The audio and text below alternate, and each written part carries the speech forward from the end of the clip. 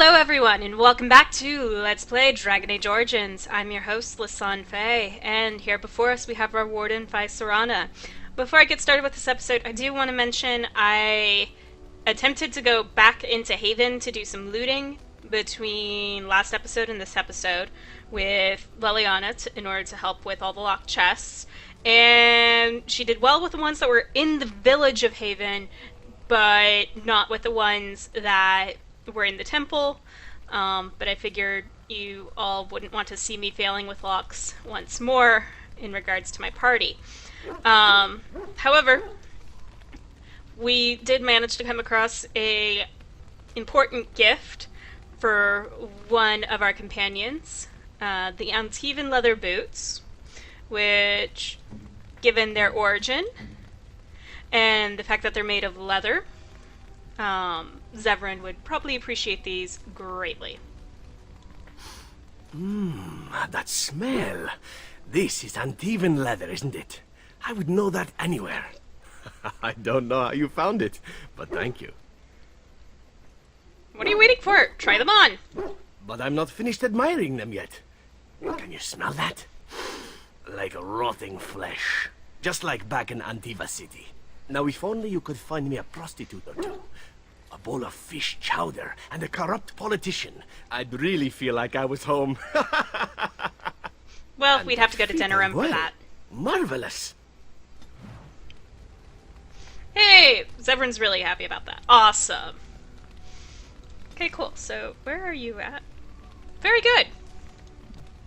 So, Zevran, really happy with me. Also, since we're between major quests at the moment, I'm going to go ahead, take this time to catch up with all my companions, as I usually do. I'll come back to Zevran later. Leliana. Something I can help with? Let's talk? Yes? What's on your mind? Why'd you decide to come to Ferelden? I heard in Orlais... I heard that in Orlais, minstrels are often spies. Where did you hear this? I read it in a history book. And did you not think that this could be historical fact and no longer true? Not all minstrels are spies. Most are just singers and storytellers. But some of them are what we call bards. And the bards are spies. Yeah, and the bards are spies? Bards are minstrels and more. Spies, as you say. Some say there is a bard order, but I don't think this is true. Many bards work alone or in small groups, doing the bidding of a patron who pays for their services. If there is an organization behind it all, no one knows who they are.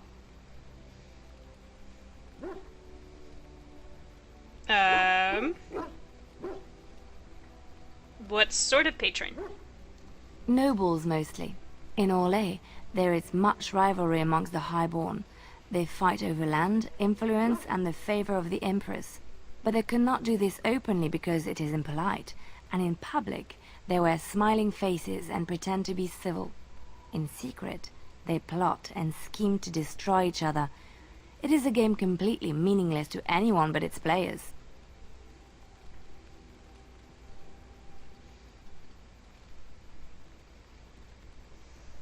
You were a bard, weren't you? I have revealed too much, it seems. But it doesn't matter what I used to be.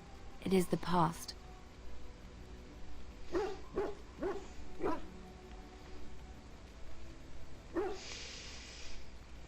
Well, that explains where you learned to fight like that.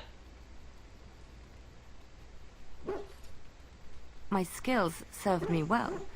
But the day finally came when I decided to just put them aside. I found myself in Ferelden and sheltered from bad weather in the Chantry.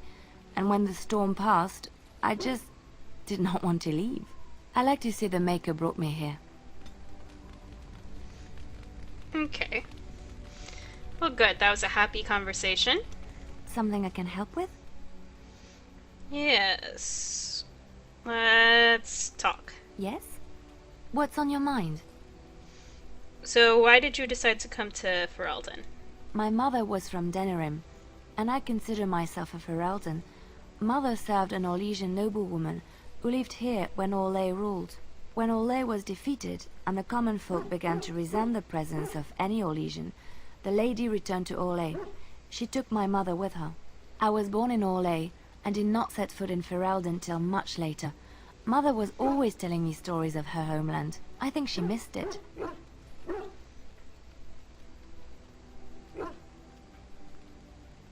What happened? Mother died when I was very young. Lady Cecily let me stay with her. I had no one else. She was quite old then, and she had me study music and dance to entertain her. It is unfair that I have more memories of Cecily than my mother.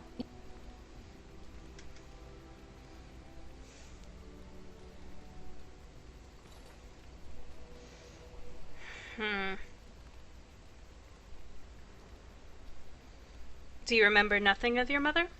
Strangely, the only thing I really remember of Mother was her scent. She kept dried flowers in her closet amongst her clothes. Small white Ferelden wildflowers with a sweet fragrance. Mother called them Andrastis Grace. They were very rare in Orlais. But enough about that. Let us move on. Alright! Now that we've had that conversation, I have something for you.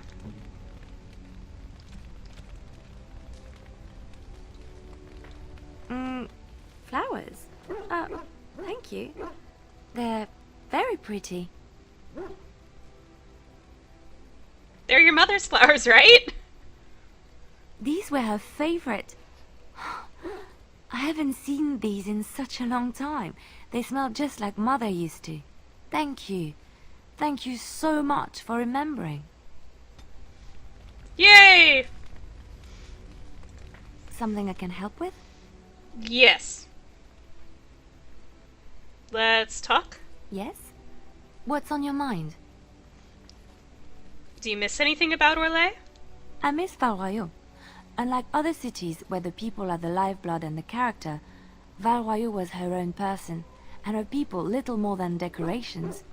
There was always music in Val Royeaux, streaming from the many windows, quiet refrains and triumphant choruses, and always, floating above that all, the chant, coming from the grand cathedral.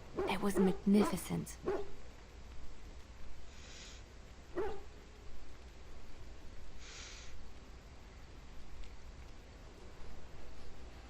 Sounds wonderful. Oh, it would take me a day or two to talk about the many splendors of Orlais, her golden fields, her lush meadows. Of course there are good things and bad things about Orlais, like anywhere else. Sometimes I miss it dearly, and sometimes I'm glad I'm rid of it. And you will laugh at this, but I miss the fine things I had in Orlais.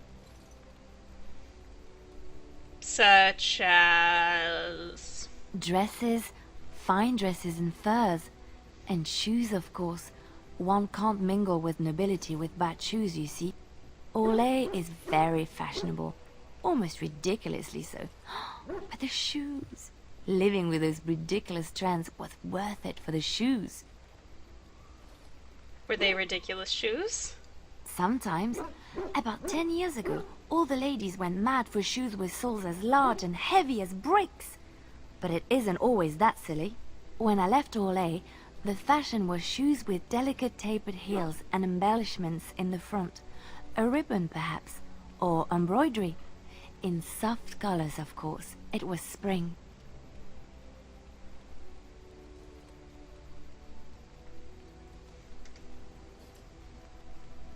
Ah.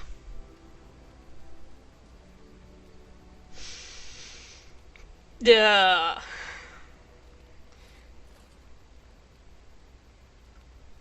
Wouldn't those be hard to walk in? I mean, that taper... I wouldn't want to run in it, or have to enter battle, but for lounging in a lady's sitting room? Perfect. The shoes made in Orlais were exquisite. Not at all like these clunky fur-lined leather boots you have in Ferelden. Ugh, just look at them.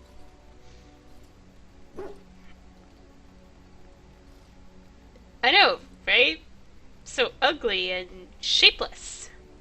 They're sturdy shoes, but sometimes a girl just wants to have pretty feet. Oh, I could talk about shoes all day, but we have things to do, don't we? Yes. Yes, we do. I think I've exhausted conversation there. Alright. Alistair, Something on your mind? how am I with you? Questions? Of course. Uh, what was it like to be a Grey Warden with all the others? I didn't know them for very long. But I guess it was longer than you. You never met them all, did you? They were Nope. quite a group. Actually, they felt like an extended family, since we were all cut off from our former lives. We also laughed more than you'd think. There was this one time... Well, you probably don't want to hear stories about men you didn't know. No, tell me about them. There was one Grey Warden who came all the way from the Anderfels. What was his name? Gregor... He was a burly man with the biggest, fuzziest beard you've ever seen. And the man could drink. He drank all the time, but he never got drunk. Finally, we all made a pool to see just how many pints it would take to put him under the table.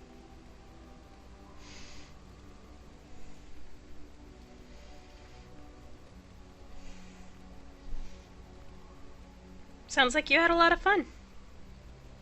Sometimes. We were kin of a sort.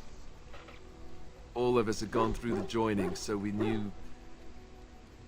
Well, anyhow, it doesn't have to be deadly serious all the time.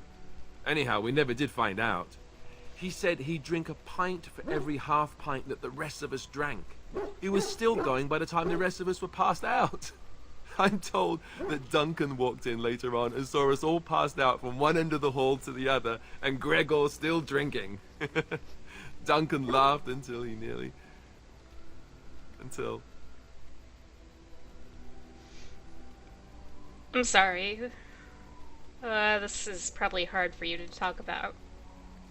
Yes, I suppose so. I thought I was done with this, but it just struck me that I have nothing to remember Duncan by. Nothing at all. There's no body, not even a token of his that I could take with me. That must sound really stupid to you. Not at all. I understand. I just would have liked something of his to take with me, that's all. Well, there's no use in moaning about it, is there? He's gone. Let's just go. Oh my god, I need a cheerful conversation from you. I'm wondering something. I'd like to know your thoughts about some of our traveling companions. Do you mind if I ask? So, juicy gossip then, I take it? I've got this nefarious plan to go around to each of them and secretly tell them all the nasty things you said. That way they'll mutiny and I shall become the group leader.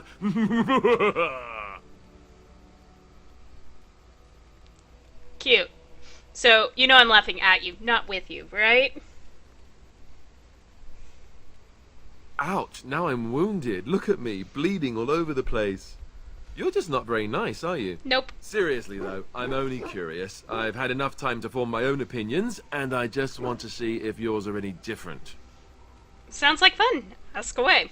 Zevran, the elf. You can't trust him, can you? Do you believe his so-called vow?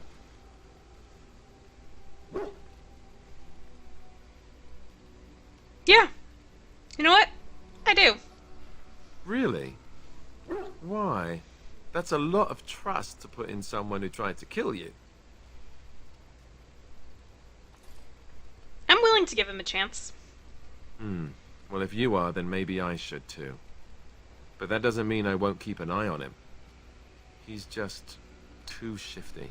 What about Sten? The way he looks at me with those eyes. Creepy.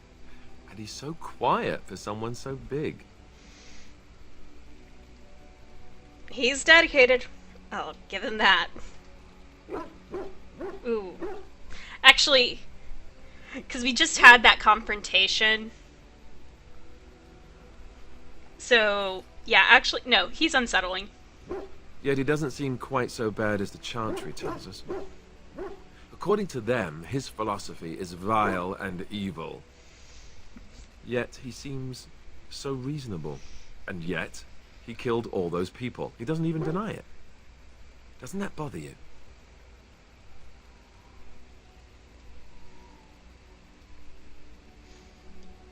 He seems to regret that, though.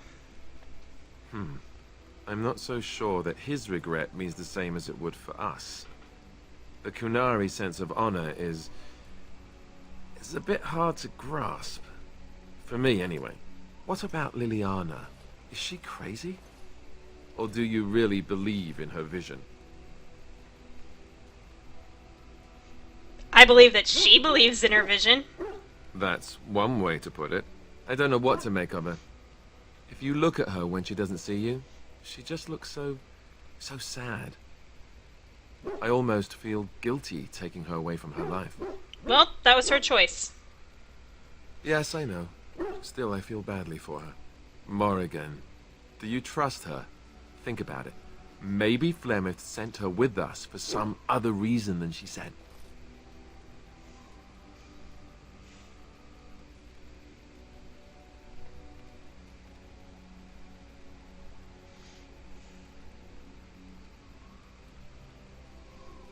You really don't like each other, do you? Well, aside from the fact that she's a complete and utter bitch, no, I don't like her at all. Why, do you? We have a connection, shall we say. Great. So they were right. Well, it's your funeral. Enough. I think my curiosity is sated. Let's get back to it, shall we? Alright. I think I have one more question for you. Something on your mind? Yes, questions. Of course. If you were raised in the Chantry, have you never... Never what? Had a good pair of shoes?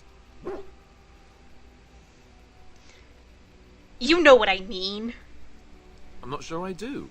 Have I never seen a basilisk? Ate jellied ham? Have I never licked a lamppost in winter?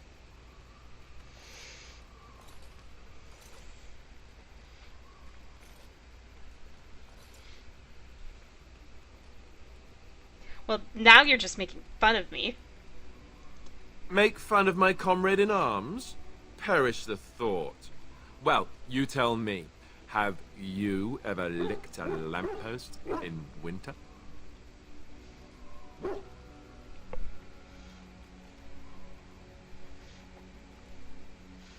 Would I have licked a lamppost in winter?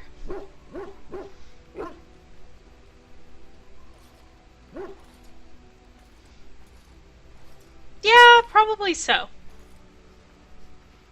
Yes, I have licked a lamppost in winter. Just the once?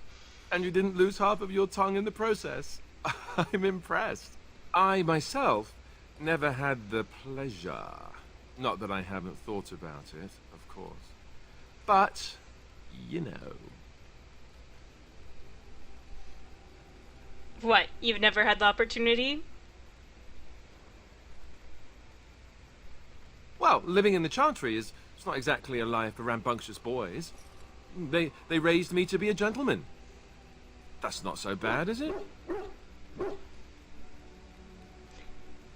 You tell me. I've no urge to rush into anything. We may not even survive what is to come, after all. Enough. I don't want to talk about this anymore. Let's go. Alright, Alistair.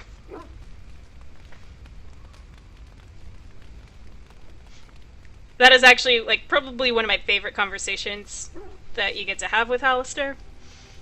So, I enjoy it when it comes up. Alright, Sten. You called. Yes. I wanted to discuss something you mentioned. Speak, then. Okay, Then I suggest we move on. I guess... I have a question? I am hardly surprised. Do you find Ferelden very strange? To put it lightly, no one has a place here. Our farmers wish to be merchants. The merchants dream of being nobles, and the nobles become warriors. No one is content to be who they are.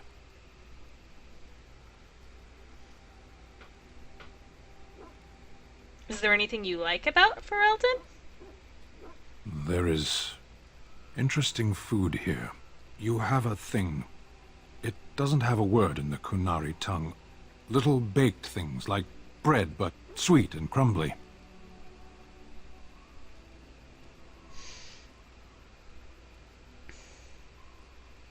You mean cookies? Yes, we have no such things in our lands. This should be remedied. You're adorable.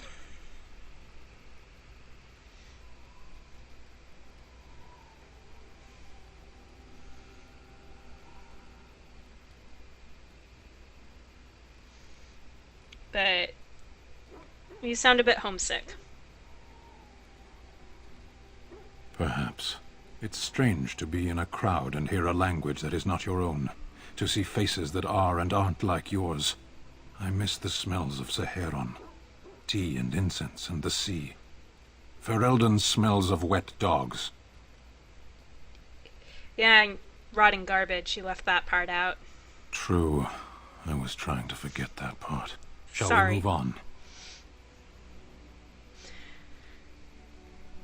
Don't Kunari ever want to change their lot in life? What does that accomplish? The farmer who buys a shop is never a merchant. He is always a farmer turned merchant. He carries his old life with him as a turtle carries its shell. Well, maybe he wants to be a merchant? Meant by whom? And if that were indeed his purpose, why did that mysterious source of meaning not make him so to begin with? Well, then how do you find your purpose if you don't look for it? You can learn to find it in doing your duty, in serving your people. There is no need to search for it. Shall we move on? I'll... Speak, then. Okay. Then I suggest we move on. Alright, let's go. As you wish. Okay, I've exhausted conversation with Sten. Okay. Morgan! My lovely, lovely lady. Wow, that's actually really nice. You have, like, your alchemic and herbal set up. Like, power of magic. Am I right? Like, this is actual... I'd never noticed all these things before. Like, there's scrolls and... Wow. Like, this is actually just a detail I usually skim over. So, yes. Anyways, what was I saying? Ah, Morgan, we're talking to you. It's cold in my tent, all alone. Well, we can't have that. So you shall come to my tent? But whatever shall we do in that tiny little space together while we wait for it to warm?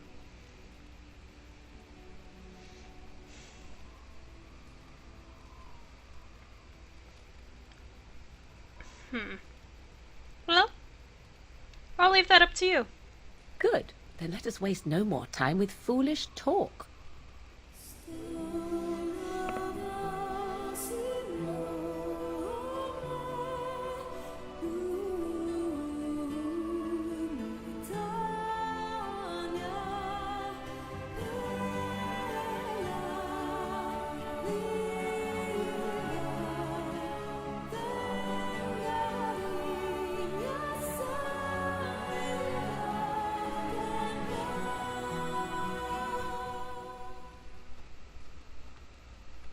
I see the stories they tell of Grey Warden endurance are not exaggerated. Oh, there's stories? Indeed there are. The unanswered question, of course, is whether the endurance exists because of the taint within you, or because the Grey Wardens are by nature so very healthy.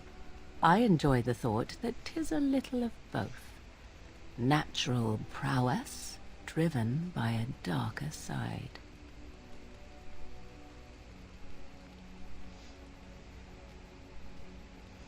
So, what now? That is entirely up to you. Simply know that I have no designs on your independence. I wish only to do what I desire, and if that coincides with what you desire, then so be it. And should you decide not to continue our misadventure, then so be it. Very simple, is it not? Okay, I can live with that. Then we should get along marvelously. Come then, let us be off before the others begin to stare.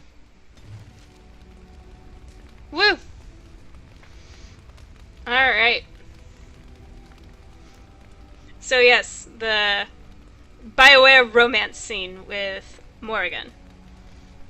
And now you're wearing your cowl? I don't think you were wearing that earlier.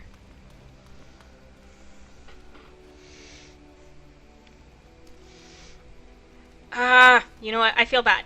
We should talk more. I have something for you.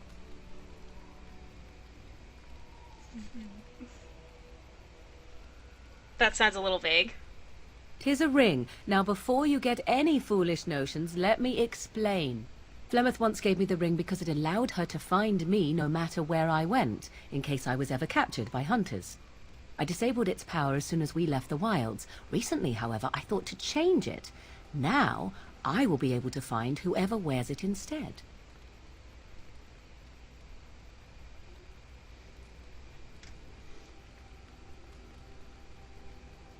So... yeah, that's a sweet gift. Thank you. It is not given out of sentimentality. I believe you are too important to risk. If you were captured, this ring would allow the rest of us to find you quickly. Does it do anything else? Flemeth used to say that 'twas a link between us, one that I presumed worked both ways.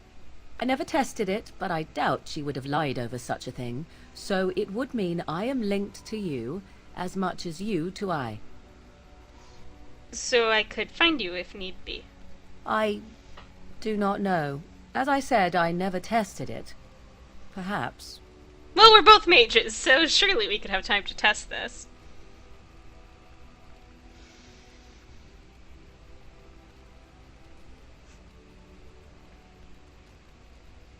Well, I'm glad to see that you care. Now you are mocking me. Do you wish the ring or not? I am tempted to simply keep it. All right. Thank you for the gift. You are welcome. Perhaps it will be useful someday. Someday. I wonder when someday is, Morgan. Yay! Alright. So that's Morgan. And we have enough time for Shale. It speaks. Yes, it does. You're still with me, I see. Didn't I do this conversation already? I am, as I've said, for now. Does it wish me to leave? I can, though I see no reason to go. No, do what you want. Actually, no, stay. You're helpful. No doubt. Without me, it would have to carry its inventory on its own. Perhaps we should continue. Its chances of success are small enough without further dawdling. Okay. It speaks. Different conversation this time. I have questions. It doesn't have better things to do. I'm told you killed your former master? Oh, how interesting. Certainly I remember having a master. My memories of what happened to him are vague. Vague but not non-existent? Clever and true. Oh, very well. Let me see what I can recall. My former master enjoyed experimenting upon me. I remember that much. There was tinkering with spells, and then the crystals. He was very eager to alter my function, I think. Alter you? Why? You're fine and awesome. Flattery, and obvious flattery, too. I feel warm and fuzzy inside. You should. He possessed my control rod, and back then, it would have prevented me from doing anything he did not command me to, no matter how I might have wished to. So what happened? I am unsure. He was experimenting, and then nothing. So he hit the kill me button by accident? Oh, ho, ho. It does like to laugh, does it? Yes. But who knows? I may have such a thing. And then he was gone. I was standing where I was, in the village, and I could no longer move. The villagers came, poked and prodded me in fear, and then realized they could neither move me nor destroy me. So they simply left me. And in time I forgot I hadn't stood there all along. Oh, I'm sorry. That's kind of terrible. In fact, at first I found it more of a relief.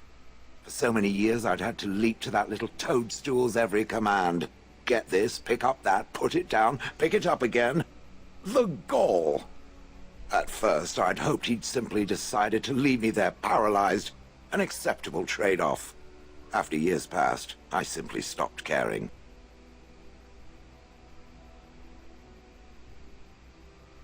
It sounds like you had a good rest. I think I was ready to move on. Another few years and the moss would have covered my face. And then where would I have been? Whatever the mage did seemed to render the control rod useless, for which I should be thankful, yes? And provided it doesn't decide to copy his experiments, not that I would allow it, it is nothing to fear from me. Much.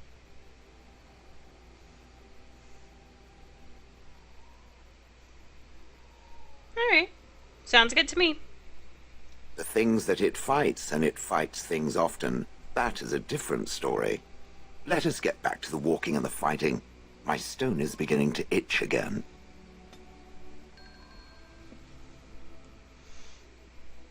Okay. Squeeze in one more convo or not? Alright, real quick. It speaks. Yes. I have questions? It doesn't have better things to do. You don't seem to like humans much. That is true. I do not. I'm not interested in getting into a discussion on the subject, however. Ask another time. If it is done asking overly obvious questions, let us find some humans to throw off a cliff, or something. We could stomp pigeons instead. The rest of the camp might approve more of that. Alright, so that is it for this episode of Let's Play Dragon Age Origins. Thank you so much for tuning in, and in the meantime, in between time, take care, have fun, happy trails.